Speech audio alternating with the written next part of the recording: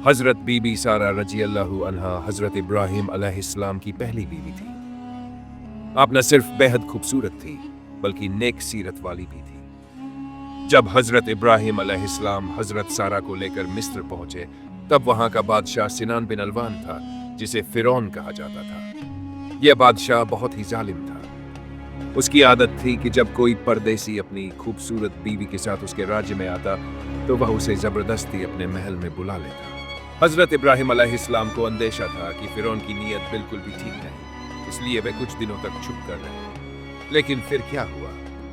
फिरौन के जासूसों ने उनकी खबर बादशाह तक पहुंचा दी। फिरौन ने अपना आदमी भेजकर हजरत इब्राहिम अलैहिस्सलाम से कहा, अपनी बीवी को मेरे पास भेजो वरना तुम्हें कत्ल कर दिया जाए। यह सुनकर हजरत इब्राहिम अलैहिस्सलाम परेशान हुए, मगर उन्होंने अपनी बीवी हजरत सारा को सब कुछ बता दिया और कहा, हमें सिर्फ अल्लाह पर भरोसा रखना चाहिए। फिर दोनों ने 2 रकात नमाज अदा की और दुआ मांगी, या अल्लाह, मैं तुझ पर और तेरे रसूल पर ईमान लाई हूं। किसी जालिम काफिर को मुझ पर हावी मत होने देना, मेरी इज्जत और आबरू की हिफाजत करना।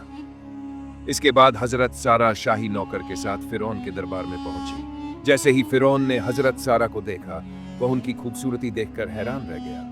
वह अपनी नापाक नीयत के साथ उनकी तरफ बढ़ा, लेकिन जैसे ही उसने हजरत सारा की तरफ हाथ बढ़ाया, अचानक ही उसका दम घुटने लगा और वह जमीन पर गिरकर दबने लगा। फिरौन घबराकर चिल्लाने लगा, खुदा के लिए मुझे इस मुसीबत से बचाइए, मैं आपको हाथ लगाने की गलती कभी नहीं करूंगा। हजरत सारा ने अल्लाह से दुआ की, या अल्लाह, अगर यह सच कह रहा है तो इसे इस मुसीबत से निजात दे।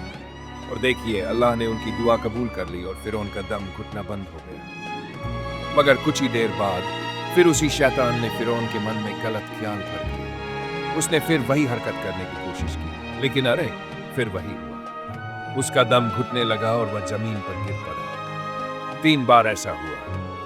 तब आखिरकार फिरौन को समझ आ गया कि यह औरत अल्लाह की वली है और मैं अपने नापाक इरादों में कभी कामयाब नहीं हो सकता। हार मानकर फिरौन ने अपनी बेटी हाजरा को हजरत सारा की सेवा के लिए दे दिया और बड़ी इज्जत और एहतराम के साथ हजरत सारा को विदा किया। जब हजरत सारा घर लौटी और यह पूरा वाकया हजरत इब्राहिम अलैहिस्सलाम को सुनाया तो उन्होंने फौरन अल्लाह का शुक्र अदा किया। फिर कुछ दिनों बाद हजरत इब्राहिम अलैहिस्सलाम हजरत सारा और हजरत हाजरा को लेकर मिस्र से बैतुल मुक़द्दस की तरफ रवाना हो गए।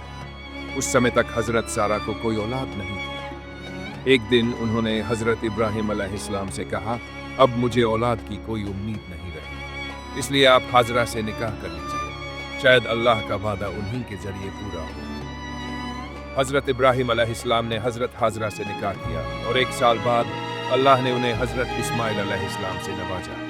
हजरत इब्राहिम अलैहिस्सलाम की आदत थी कि वे हमेशा मेहमानों के साथ खाना खाते थे, लेकिन सोचिए, 15 दिन तक कोई मेहमान नहीं आया। वह बेचैनी से घर के बाहर बैठ गए। तभी 3 अजनबी आए। हजरत इब्राहिम अलैहिस्सलाम बड़े खुश हुए। उन्होंने मेहमानों का शानदार इस्तकबाल किया और उनके सामने खाना पेश किया। लेकिन ये क्या? मेहमानों ने खाने को हाथ तक नहीं लगाया। हजरत इब्राहिम अलैहिस्सलाम डर गए। तभी उन मेहमानों ने कहा, घबराए मत, हम इंसान नहीं बल्कि फरिश्ते हैं।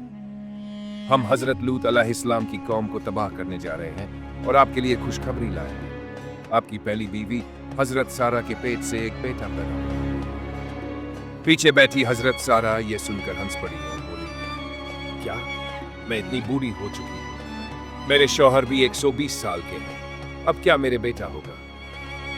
फरिश्तों ने फरमाया, क्या तुम्हें अल्लाह की कुदरत पर शक है? अल्लाह की रहमत से कभी मायूस नहीं होना चाहिए। 1 साल बाद हजरत इसहाक अलैहिस्सलाम पैदा हुए। ये वाकया हमें सिखाता है कि अल्लाह पर सच्चा भरोसा रखने वाले इंसान को कोई भी ताकत नुकसान नहीं पहुंचा सकती।